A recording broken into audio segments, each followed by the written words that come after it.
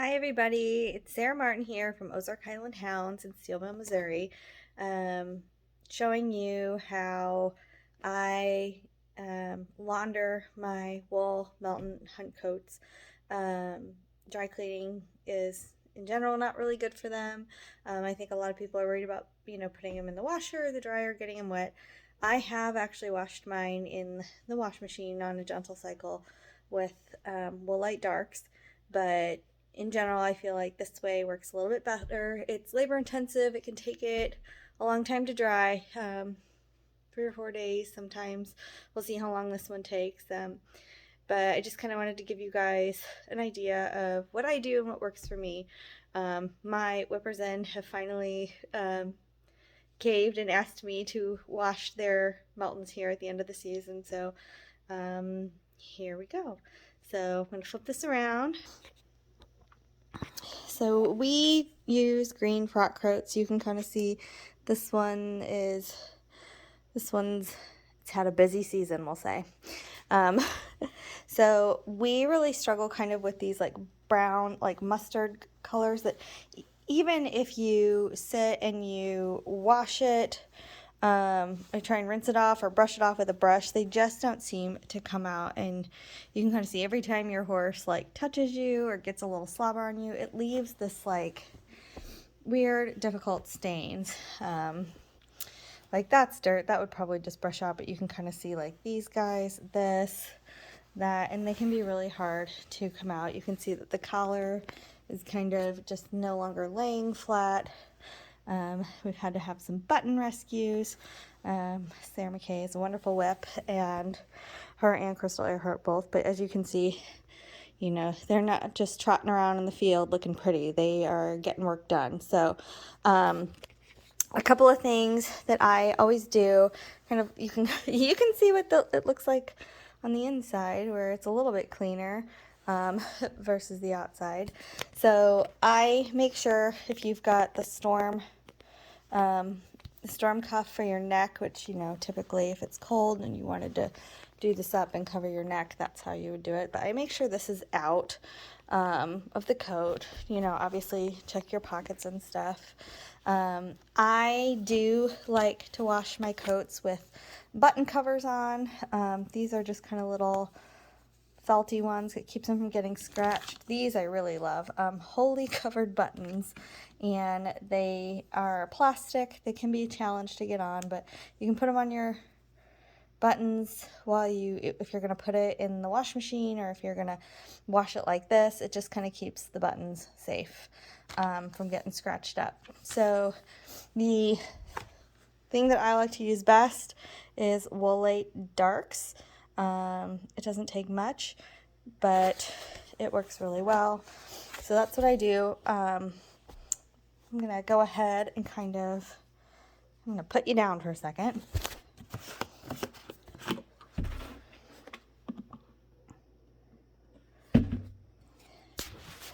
So I like to just pour a little bit in the cap. I mean, I would not recommend a toothbrush. I think that can be kind of harsh on the fibers of your coat.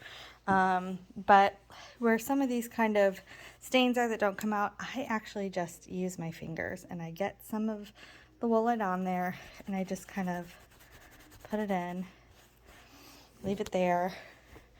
Like we've got some here on the sleeves, like we've got this guy. This poor coat has been very busy. I'm gonna have to tell Mick's horse to quit gooing her, but she's getting the job done. Like we've got one up here by the collar. So I will just kind of do this on the general stains. Like I said, I like to do it with my fingers. I would recommend a wash rag, but I wouldn't rub too hard, and I definitely, wouldn't go to town on them with a toothbrush. I just put enough on that it kind of soaks in, and then I leave it sit for 30 minutes. So next I'm going to try and show you how I clean my buttons. You can buy stuff to, for cleaning buttons, but I just make a little cardboard. I make a little piece with a slit. I have my silver cleaning jewelry cloth, which works just fine on brass. you want to get one. It's not $96, but you want to get one. You know, you keep it living in a Ziploc bag. You can see, so I just cleaned this button for Ozark Highland Hounds, and these are the ones that kind of haven't been cleaned yet, so we'll clean the next one. You can see, you know, how pretty they are. So, you know, hunt buttons are expensive. Ours are done in England, shipped in for England. You can see that these cloths and the stuff that's on the card, you don't want that on your coat. So that is why you should always use a guard. So let me see if I can get this slid under for you here. Yep, so you slide your button on, get it in the middle, and then we're gonna get a clean square so you can really appreciate it.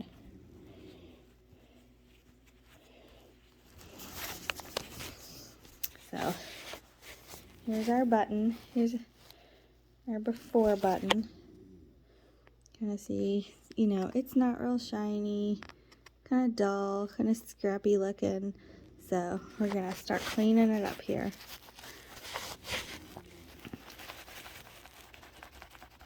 And again, we had nothing. Oh gosh, already there was nothing on the cloth before.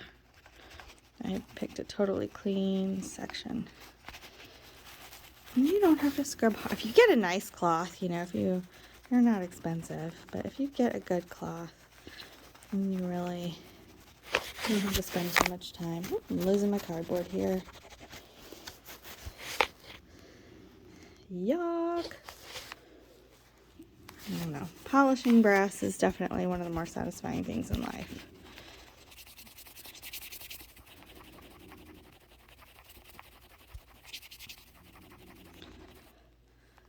Oh, doggy.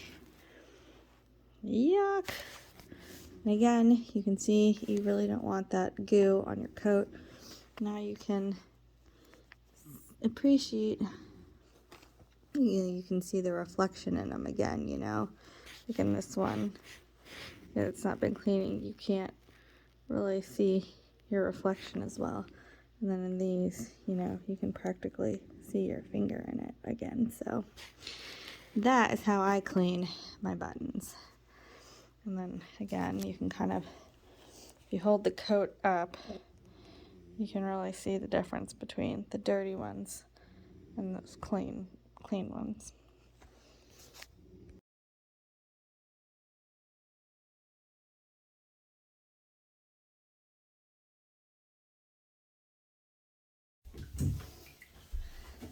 Okay, so we're gonna wash it now.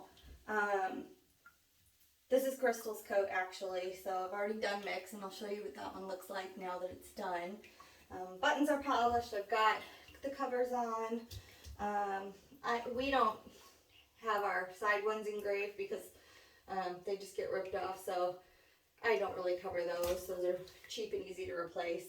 I like to do it in a bathtub that has a sprayer, preferably, that has a nice slope to it, because you're going to leave your coat in here for a couple of days. So a few inches of warm water, not hot. I have about half a cap of my Woolite Darks. I didn't really have any spots on her coat that I needed to pre-treat, but again, you know, maybe 15, no more than 30 minutes. You can just take some with your fingers, rub it lightly into any spots that need to be done, but I would not let it sit on your coat for more than 30 minutes because you don't want to bleach it. You don't want super hot water because you want to leach as little of the dye as possible. Again, the fibers on your coat are pretty fragile, and to kind of save the longevity of the coat, I actually just use a washcloth, and I don't scrub the coats hard. You know, like I kind of get into these, like there's a little spot there that I kind of need. There was a spot on the back of this here. I don't remember which one it was now. I think it was this one. But again, you don't have to scrub these hard. So again, just with the washcloth. Not too vigorous. I'm not pushing hard. Alright, now I get the back of the collar. The shoulders always seem to get gooed by horses pretty good.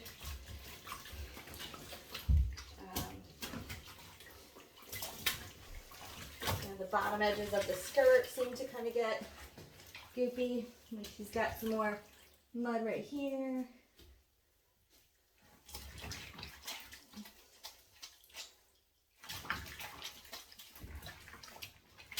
I've got some on the side.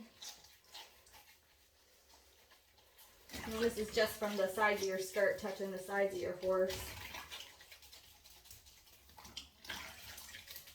Again, not pushing hard.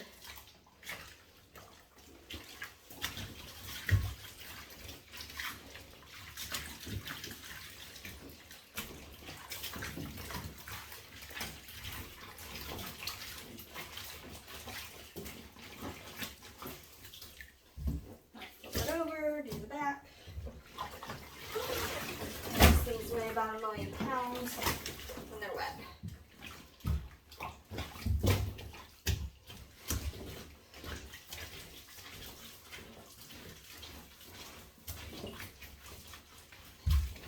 Only a few inches of water here.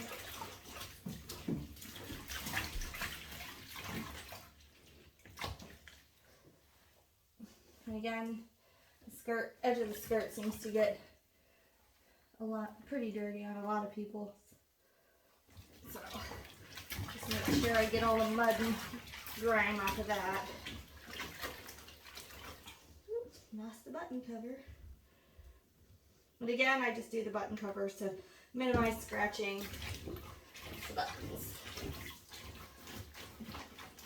The engraved ones, the nice ones.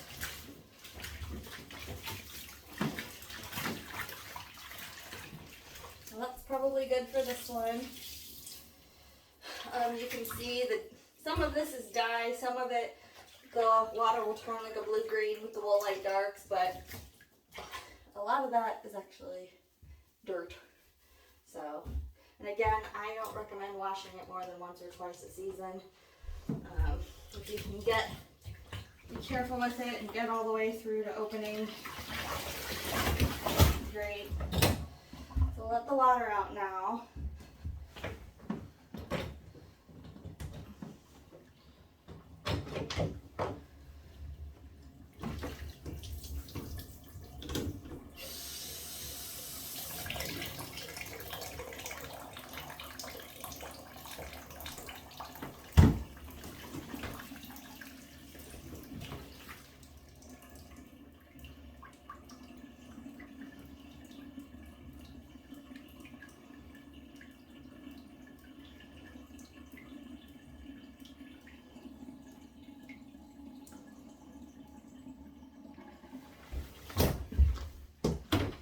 You're gonna rinse it.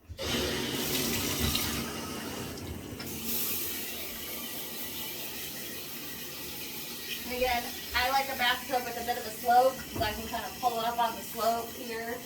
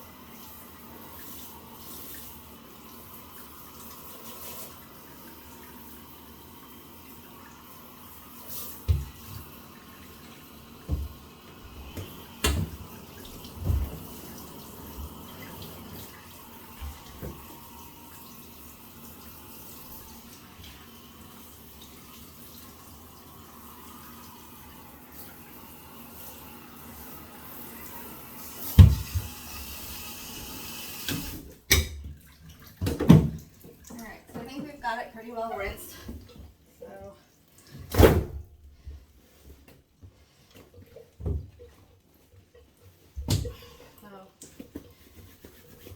got a little bit more soap there.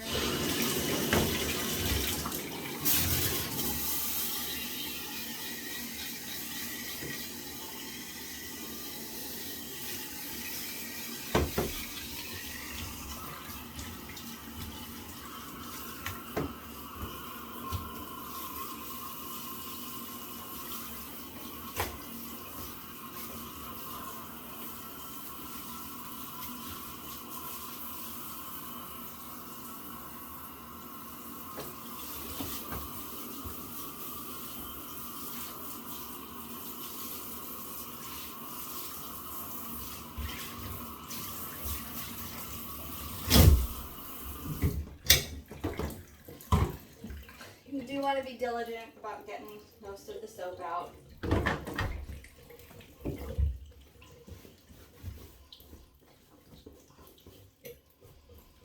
Make sure you get the soap. The soap likes to hide like in the armpits and then like on the seam for the skirt.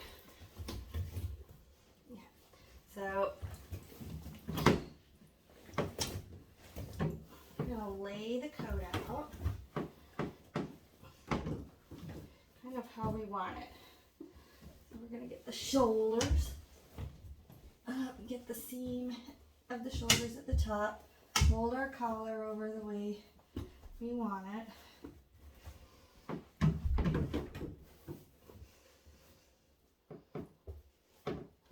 Making sure we're folding it along the front seam and then the back of the arm, nice and flat. Pulling this out here to the armpit.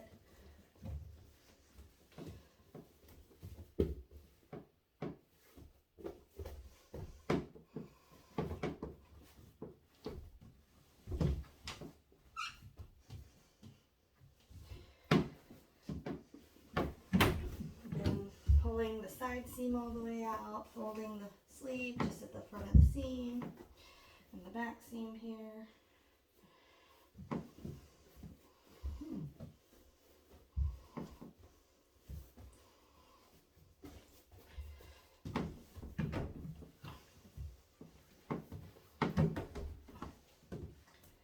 So you do want to be very meticulous in how you lay the coat out because you're going to leave it like this for quite some time. Alright, so I think I've got it mostly laid out the way I want. Doesn't have to be perfect just yet. So now, again, I like to do it in a bathtub with a bit of a slope so that I can roll it. So my next step is going to be rolling it to kind of get most of the water out.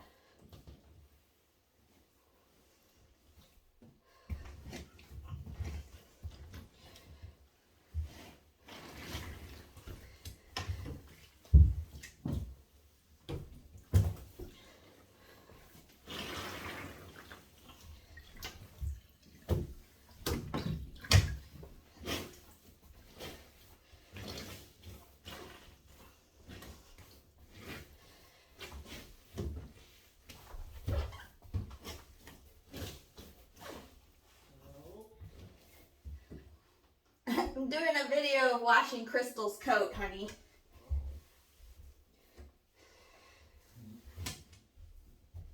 I'll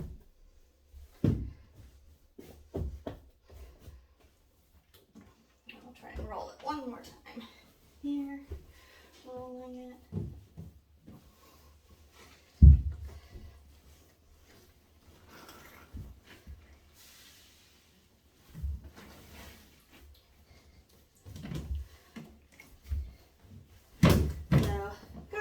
The big water rolled out.